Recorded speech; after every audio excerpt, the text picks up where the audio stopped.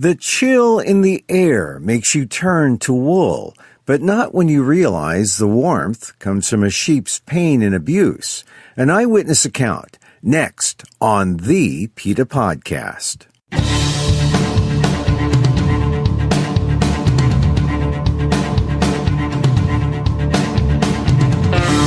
Welcome to the PETA Podcast. I'm Emil Guillermo, your host for this behind-the-scenes look at PETA, the largest animal rights organization in the world.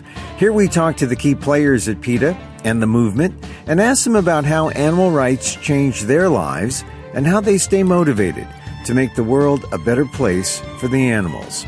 On today's episode, PETA Reveals is a new video series at PETA.org. Don Gaines is one of the storytellers. On this podcast, he talks about being a PETA investigator in the wool industry. For your clothing fabrics, they shear sheep. But don't think for a second it's like getting a haircut. If a haircut is you and like 300 of your friends all hanging out outside eating stuff that you like to eat and just like walking around and nobody's really messing with you, and then all of a sudden they come and gather you all up and force you to go somewhere and then line you up and send you down the line and make you get a haircut that you don't want and a style that you don't like, and they're just going to do it as fast and as quickly and as hard as they can, and they don't care if they cut your scalp or whatever, then sure, it could be a haircut, but that's not like, yeah. Gaines was inside the sheds, an eyewitness to the abuse as the sheep came through to be sheared. And this one sheep came through that he just grew incredibly frustrated with, and he kept twisting her neck and kept twisting it. And I'm like, this guy is going to kill this sheep. Like, I can feel it. Like, if he keeps doing this, he's going to kill her, because he's twisting her neck backwards and like bending down on her, pushing her head onto her back and then bending down with his weight. And I realized when he finished shearing her that she was paralyzed. And I was like, he just killed her. He just killed her right in front of me for no good reason, because he was mad about not being able to shear her quickly. More on wool, fabric of pain and abuse, next on the PETA Podcast. But first, thanks again for joining us here at the PETA Podcast. Share a link with friends. Yeah, that's important. Pass it around, one set of ears to another. Let all your contacts know the animals have a voice on the PETA Podcast. And if you're new to podcasting, binge away. When you're driving, doing the dishes, before you go to sleep with PETA President and co-founder Ingrid Newkirk on episode 1. Or start with this one and go backwards. You don't have to count sheep. See what PETA did for the companion animals adrift during and after Hurricane Florence in episode 36. Find out more about a muscular dystrophy patient from the UK who flew 10 hours from England to Texas A&M to protest that university's useless animal experiments. His interview is in episode 32. Then check out episode 9 to find out more about how Texas A&M tortures dogs. Remember, if you're on Apple Podcasts, don't forget to rate and review the show. It helps the algorithm know that PETA has a podcast on the issues important to you. Now, if you really want to help the animals, you can always hit the Donate Now button at PETA.org. And if you're high-tech and have Amazon's Alexa, it's as easy as saying, Alexa, donate to PETA. And now to our episode. Don Gaines is a former PETA investigator who saw a lifetime of abuse when he got a job in the wool trade. His story can be seen in a short video on PETA Reveals at PETA.org. But on the podcast, he talks to me about the wool trade and what he saw. It should be enough to make you stop wearing wool forever. Here's my conversation with an eyewitness to the pain and abuse of both the domestic and international wool trade on the PETA Podcast. You worked as an eyewitness investigator, and this is kind of like it sounds like a cool job. What does the job entail? Eyewitness investigator. What did it mean? What did you do? So what that means is I procure work in whatever particular field it may be. In my case, it was in the wool industry, and I get a job legitimately. I apply. I talk to people. I make phone calls, all of that stuff. And I do work while I'm there. And in addition to doing that work, I'm also equipped with hidden video cameras and hidden audio recording devices. We use those in states and places that they're allowed. And then I capture, eyewitness evidence, footage throughout the day. Mm-hmm.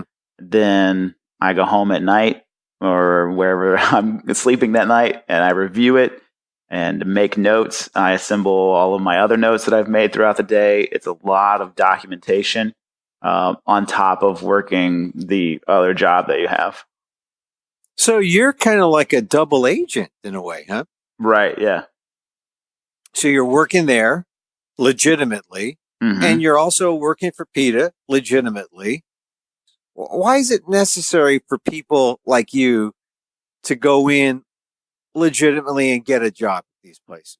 I ultimately believe it's so necessary because based on my experience, I went to places that had 50 sheep. I went to places that had 100,000 sheep. And in every single place, I witnessed some sort of abuse. And I believe strongly that when we see animals being used as a means to profit, that there's almost always going to be some sort of abuse. And generally, people are afraid to come forward about that. They don't want to get in trouble. They don't want to lose their job. They don't want to perhaps be threatened by someone they work with or something like that. So it's really necessary for someone to sort of be this third party who can go in and record and document this evidence. And if we hadn't found anything, then that would be great, but unequivocally, I guess, that we always find something. Do you end up talking to these people and really getting to know them? And do you feel like they're just kind of stuck and immobile? They can't really come forward because of the things that you said, that, they're afraid to lose their job? Or do you think that they care? Do you think they care at all about what they're saying? It's hard to say. I spent a lot of time in this particular industry with people because you go into these remote locations and you're there for 2 or 3 weeks at a time. And in some cases, people did sort of feel empathy and say, I don't know why they have to do this to this sheep or whatever, but they didn't seem to be moved towards any sort of action. They sort of just took it as, well, this is just part of it. And maybe they don't see another way around it. Could it be that they were just too into their own economic reality of self-preservation that they couldn't be bothered? Or do you think it was something else? Because we know that there are poor people and people in economic circumstances who have tremendous amounts of empathy.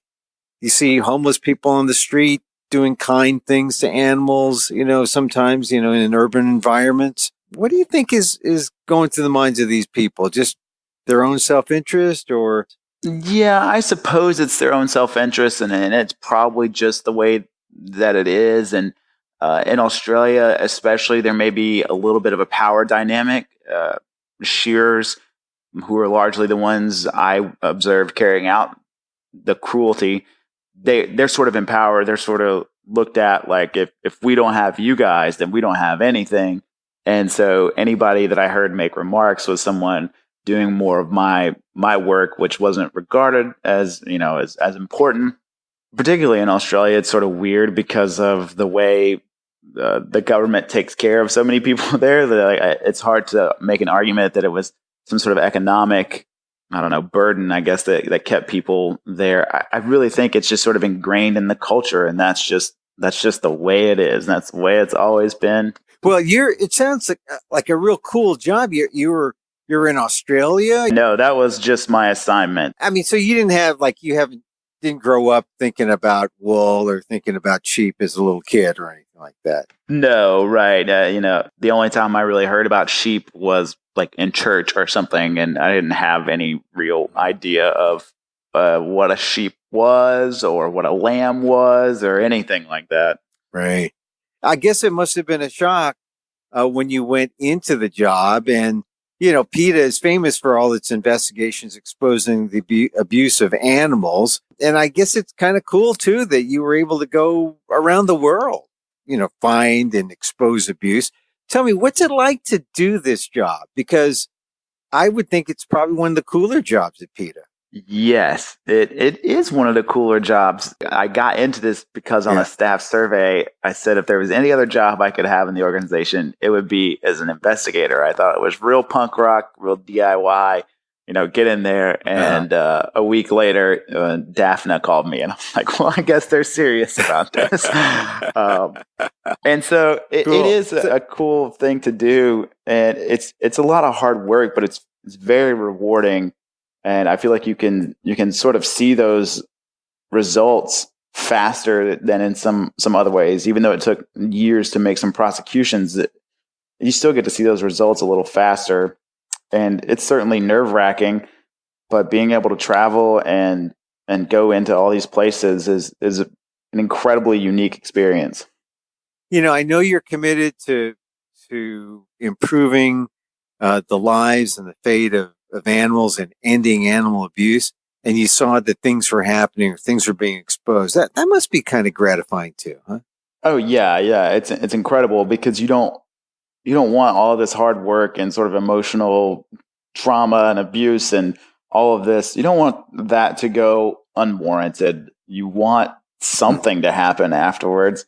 And when the law enforcement officials or government officials see that you're exposing something, you're telling the truth, like here's this hard evidence, and they agree with you, and you start to see this stuff go forward, it's amazing.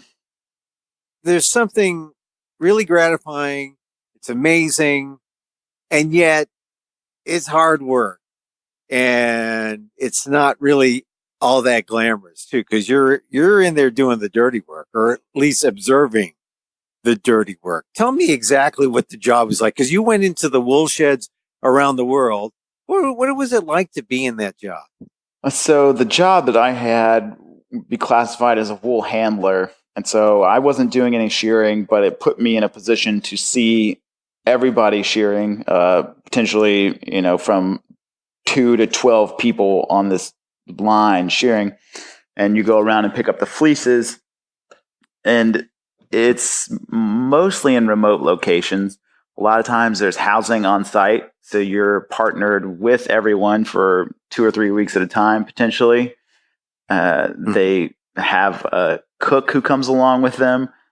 It is grinding work, and I think it's worse in America, honestly, just because of the way our working standards exist. It's hard work. It's sweaty work. I've lost a bunch of weight. It's physically demanding. Some of the fleeces that you have to pick up and carry can weigh quite a lot, 10, 15 pounds. And you've got to do that 40, 50 times a day or something like that, maybe. And so you're being paid as a handler. So what your buddies, I mean, were they equally as after an 8-hour the shift was? Or after an 8-hour shift, were they as equally as wrecked as you were? Yeah, you certainly grow accustomed to it. You get stronger and you get more used to that work. But it's still, at the end of the day, we're all happy to sit down and eat together or drink a beer or whatever it may be. Solely, from a worker perspective of, oh my gosh, I'm glad that's done. So you went into these wool sheds. Tell us what you saw. You were in perfect position to see what they did. What did you see? How bad was it? I think it was my second day in a wool shed in Australia. I am standing around helping collect wool, and there's only 2 guys shearing, and some lambs come through. And I didn't really understand the deal with lambs at the time. And I noticed that some of them still had tails. And that's kind of when I put it together that, they're doing something with the tails. I didn't quite know at that point, how they got rid of tails, but only a couple of the lambs had tails. And I saw this guy trying to shear around them. And there's a bunch of feces kind of caked up around the rear end. And instead of doing it, cautiously or anything, he just used his clipper and sawed right through the tail. And he did that twice in a row. And they're like the guy who, quote unquote, owns these sheep and the guy who arranged this shearing contract. Everybody's in the shed with me and nobody says anything. It's just kind of like, whatever. He just throws the tail to the side and the lamb's screaming. It was immediate. I worked at that place only for a couple of days because I got another job. And as soon as that job started, within the first hour, I saw a guy like punching sheep in the face. And it was just sort of constant. As soon as it started, anywhere, as soon as it started. So a kind of a relentless, vicious abuse is what you're exposed to. And, you talk about the lamb's tails on the PETA Reveals talk. And I guess a lot of people don't usually see a lamb with a tail because they get rid of them pretty early. Yeah, they take this really tight, basically as a rubber band, but it's just really small and really strong. And there's some little tool they have. They can fit it over the tail and they just shove it as close to the base of the tail as possible. And it cuts off the blood flow. And it could take a couple weeks for the tail to rot off, but the tail just, atrophies and falls off due to lack of blood flow, lack of oxygen, all of that. And sometimes in most cases, I guess, no anesthetic. And what you saw when the guy actually just lopped it off with some kind of saw, there's no care or no concern at all for the poor lamb. Right. Yeah. I never saw anybody using any sort of anesthetic or pain relief or, peroxide or any sort of basic thing that you would consider. I never saw that happen. And in that specific instance where the guy cut through the tail, it was just the shearing device, which if you've ever seen a pair of electric clippers that a hairdresser or barber or whoever is used, it's like that, but industrial, and it looks a little scarier. And they just use that to cut through it. So, yeah. And no one ever said, "Hey, be kinder to the lamb." No one ever stopped the shearer or handler. No, because they were all in on this, and this was the way they did it, right? Yeah, it's get the sheep in, get them out. You got to make your money. You got to get on to the next place and do the same thing all over again. And there's no time to stop and do that because it's all about that wool, like getting the wool off of the sheep as fast as possible. And by any means necessary, sort of. So it's all volume, right? Yeah. They get paid based on how many sheep they shear in a day, how many fleeces they get. There's a little counter that they keep track. How many did you see them go through in a day? What was the count? What was the best count? Someone who is a skilled shearer could do, and depending on the size and the type of sheep, could do 100 or maybe a little more. Smaller sheep, and I heard stories about people in like New Zealand who could do 200 in a day, things like that. And so, yeah, the lesser people would hit 80 or somewhere in there for a day, maybe. And what was the worst abuse that you saw? I mean, you described the tail, you described the punching, you described just hauling off these carcasses. Actually, they're not carcasses; they're still alive, right? Oh yeah, after they're shorn, they're still very much alive. Yeah. And so, what was the worst thing you saw? So the worst thing was here in America, and I was traveling with a guy, and we were sort of stuck out in the middle of nowhere, and he was working by himself and had about, I think it was 300 or 400 sheep that he was supposed to shear over 3 or 4 days.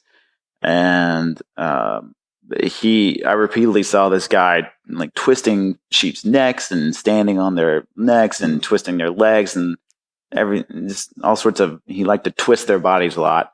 And this one sheep came through that he just grew incredibly frustrated with, and he kept twisting her neck and kept twisting it. And I'm like, this guy is going to kill this sheep. Like, I could feel it. Like if he keeps doing this, he's going to kill her because he's twisting her neck backwards and like bending down on her, pushing her head onto her back and then bending down with his weight.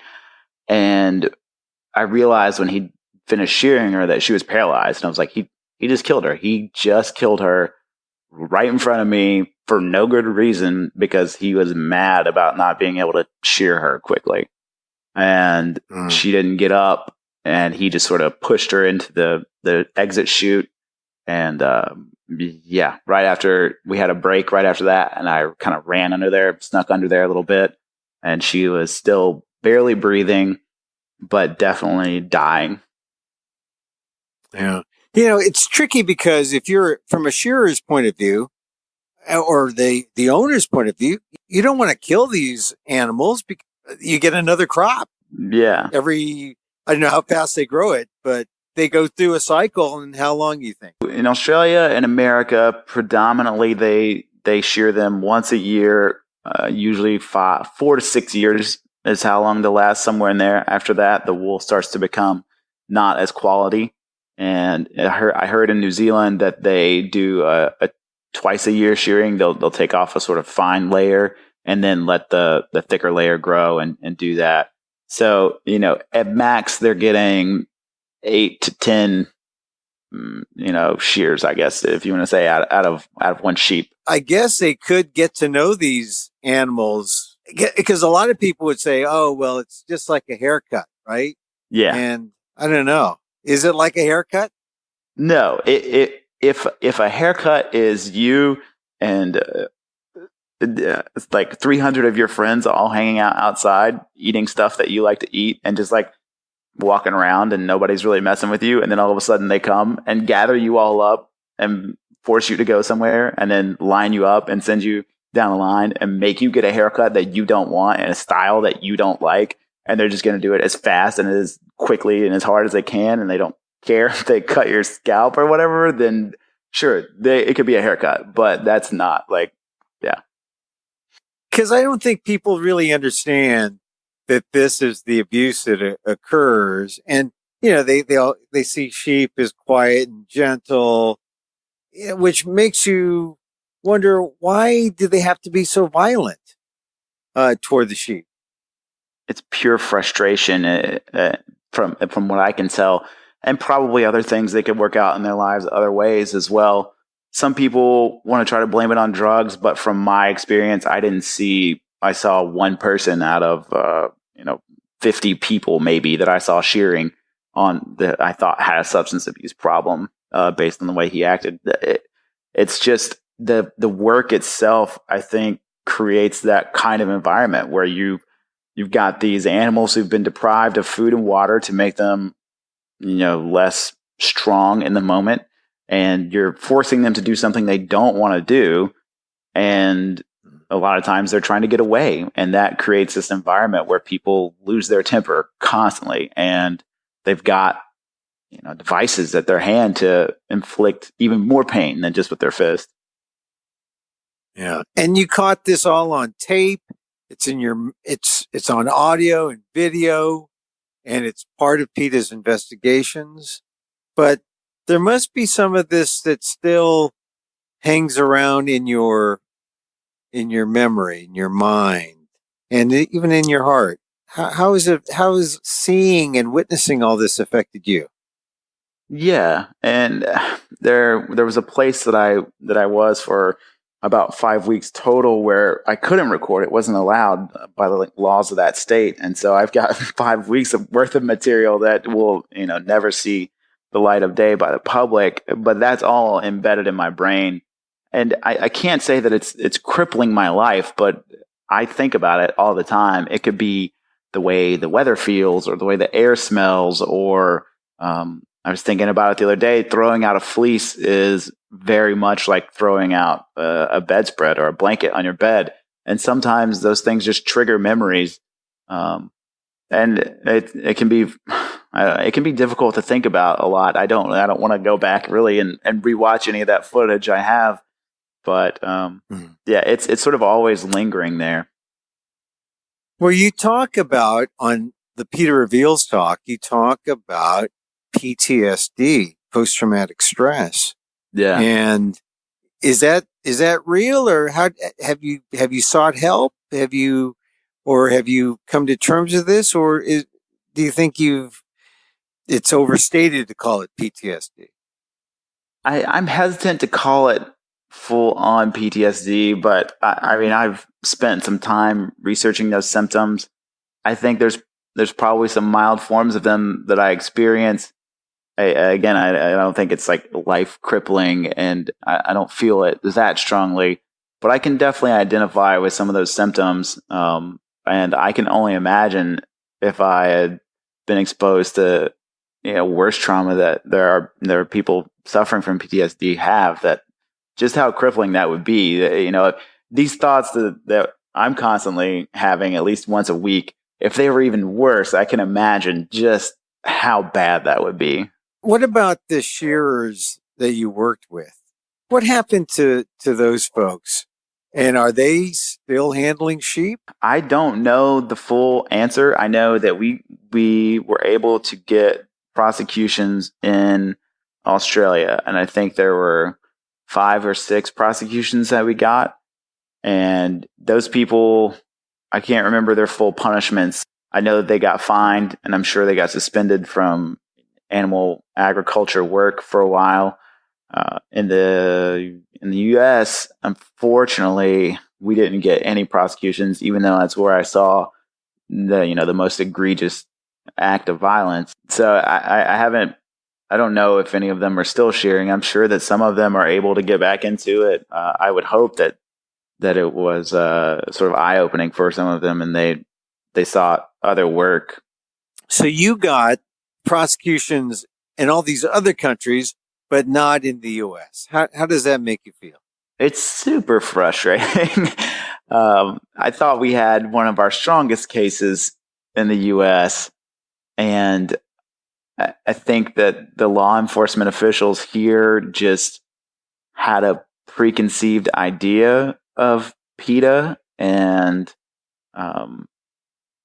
they just didn't take it as seriously as Australia did. Australia took all of our allegations and evidence very seriously, and they did rigorous interviews and questioning. And I think in general, they're just more serious about that industry because it's so important to them. And here in America, it's not all that important to too many states or farmers. And so maybe if it had been a beef or pork or something like that issue, they may have given it more attention. I don't know. I really struggle with how much they didn't move on anything in the U.S.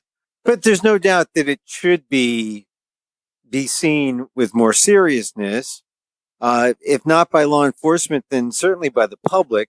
What do you want the public to know from what you've done, from your work? If you could send a message to the public about what you saw being done to the sheep, what would you want to tell them? I didn't think anything about sheep. I stopped wearing wool, but I didn't think much about them.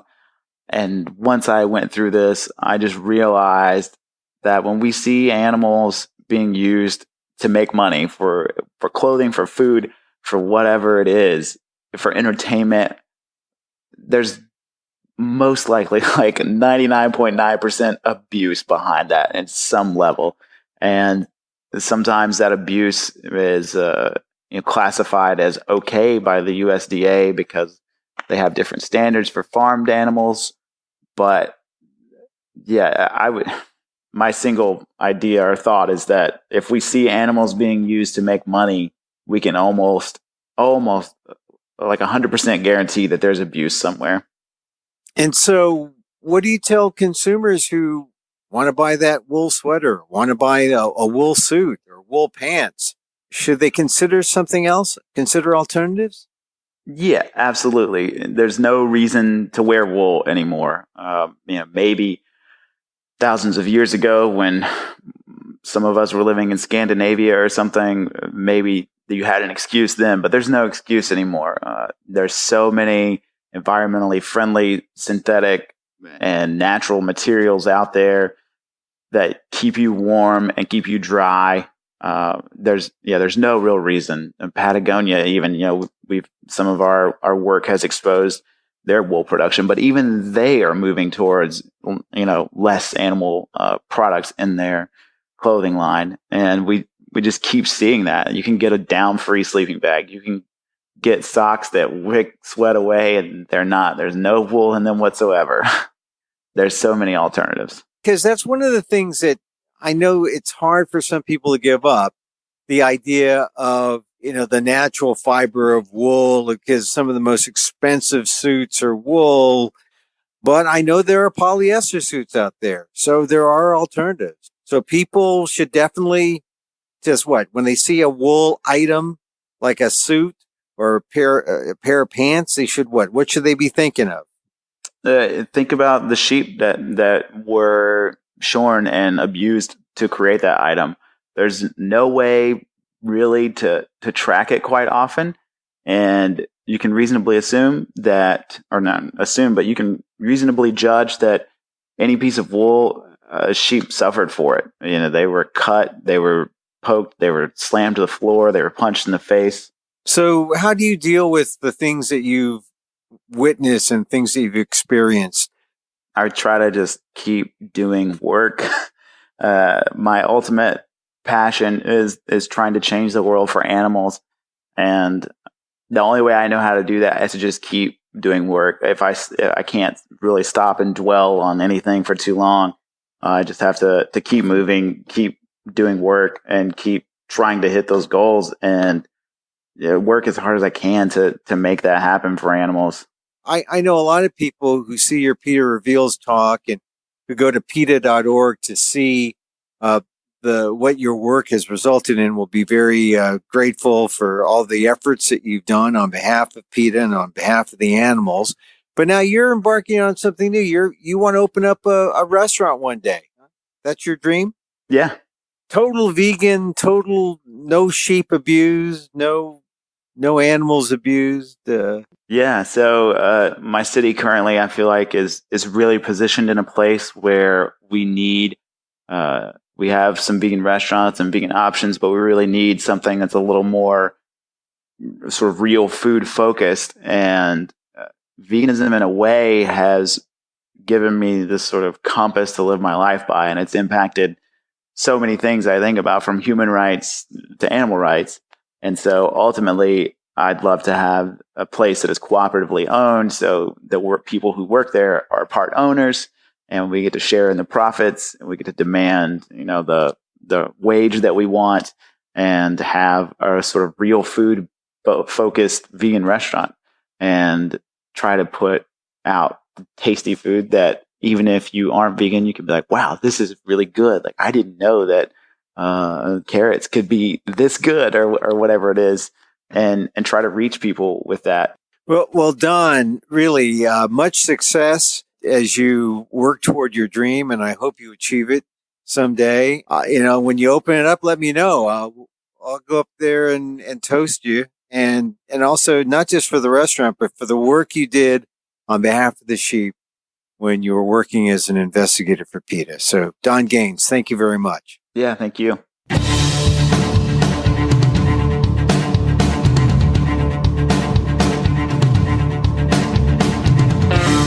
Don Gaines, a former PETA investigator, talking about his days as an eyewitness to the abuse that sheep undergo in the wool industry. It's enough to make you think twice before wearing or buying wool anything, especially if you know the pain is built into the fabric. You've listened to Don. Now watch a short video on PETA Reveals, the new web series at PETA.org.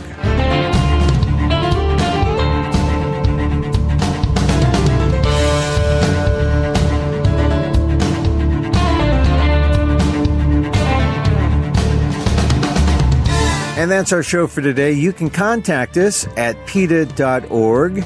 You can find me on Twitter at Emil Amok, that's EMILAMOK, or on AMOK.com, amok.com. Once again, thank you for listening. Check out all our episodes on Apple Podcasts, where you can rate and review the show. Remember, it helps get the word out about the issues you care about. And don't forget, you can help the animals and PETA, especially if you have Amazon's Alexa. Just say, Alexa, donate to PETA.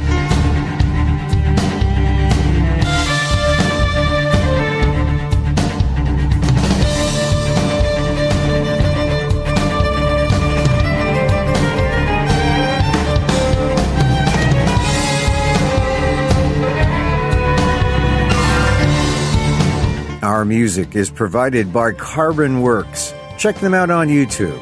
And join us again next time for more insight into animal rights and the fight for a cruelty-free world on the PETA Podcast. Thanks for listening. I'm Emil Guillermo.